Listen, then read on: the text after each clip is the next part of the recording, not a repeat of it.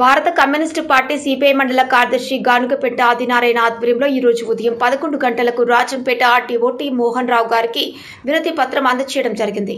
సందర్భంగా జ్యోతి చిన్నయ్య మాట్లాడుతూ పెనగలూరు మండలం రెవెన్యూ వారు గతంలో బ్లాక్ ఫౌండేషన్ గా నిరూపించినటువంటి భూములను అగ్రవర్ణాలకు చెందినటువంటి వైఎస్ఆర్సీపీ పార్టీ నాయకులు సిద్ధవరం పంచాయతీలో ఉన్నటువంటి లేబాక శ్రీనివాస్ రెడ్డి సిద్ధవరం పంచాయతీలో బ్లాక్ ఫౌండేషన్ భూములను రాత్రికి రాత్రే మామిడి చెట్లు నాటి దళితులు కడుపులు కొడుతున్నారని అన్నారు. సదరు భూమిని గతంలో ఉన్నటువంటి తహసీల్దార్ గారు తిరుమల రాజుపేట దళితులకే ఇస్తామని హామీ ఇచ్చారు.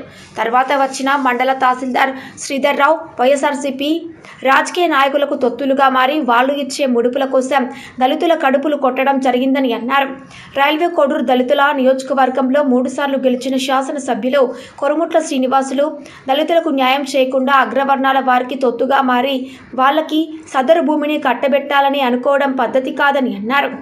గతంలో ఉన్న తహసీల్దార్ శ్రీధర్ రావు కబ్జాదారులు కాడ ముడుపులు తీసుకున్నటువంటి తహసీల్దార్ శ్రీధర్ రావుని వెంటనే ఇప్పుడు ఉన్న ఆర్డీఓ టి మోహన్ రావు గారు స్పందించి జిల్లా కలెక్టర్కి దృష్టికి తీసుకుపోయి వెంటనే తహసీల్దార్ శ్రీధర్ రావును సస్పెండ్ చేసి దళితుల భూమిని కబ్జా చేసినటువంటి లేపాకు శ్రీనివాస్ రెడ్డి తండ్రి రామచంద్రారెడ్డి అనే భూ కబ్జాదారుడిపై వెంటనే చట్టపరమైన చర్యలు తీసుకొని సదరు బ్లాక్ ఫౌండేషన్ గల భూమిని దళితులకే ఇచ్చి న్యాయం చేయాలని అన్నారు.